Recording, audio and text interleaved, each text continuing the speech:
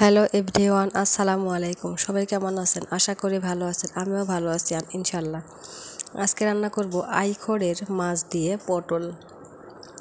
মাছগুলো পরিষ্কার করে ধুয়ে আমি তেলে ভেজে নিয়েছি। মাছগুলো ভাজা হয়ে গেলে ওই তেলের মধ্যে কেটে ধুয়ে রাখা পটলগুলো দিয়ে দিচ্ছি। পটলগুলো ভালো করে তেলের মধ্যে ভেজে নিতে হবে। পটল ভাজা হয়ে গেলে এর মধ্যে দিয়ে দিয়েছি পেঁয়াজ এবং মরিচ।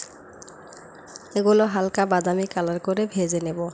ভাজা হয়ে গেলে দিয়ে দিচ্ছি পরিমাণ মতো আদা রসুন বাটা এবং জিরা বাটা। মশলাগুলো ভালো করে তেলের মধ্যে কষিয়ে নিতে হবে।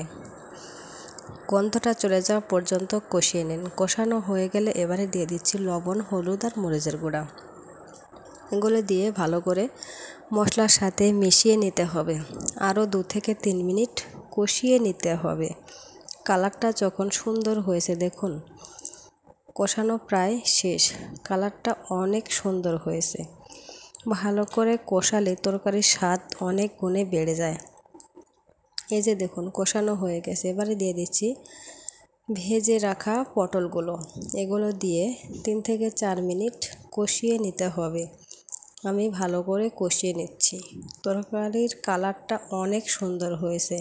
মোবাইলের ক্যামেরাটা ভালো না, সেজন্য ভালো লাগছে না। এমনিতে কালারটা অনেক সুন্দর।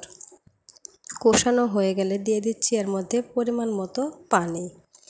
বলক আসা পর্যন্ত অপেক্ষা করতে হবে। বলক চলে এসেছে। এবারে দিয়ে দিচ্ছি ভেজে রাখা মাছগুলো। আরও 3 থেকে 4 মিনিট আমি রান্না করে নেব।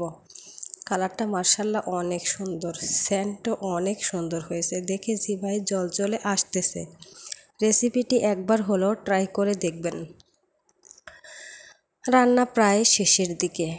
আমি নামানোর আগে ভাজা জিরার গুঁড়াটা দিয়ে দিয়েছি। এটা আপনাদের সামনে আসেনি। কালারটা দেখুন তো কত সুন্দর। এই যে দেখুন রেডি হয়ে গেছে আইখড়ে মাছ দিয়ে পটলের ঝোল। সবাই ভালো থাকবেন, সুস্থ থাকবেন। আল্লাহ হাফেজ।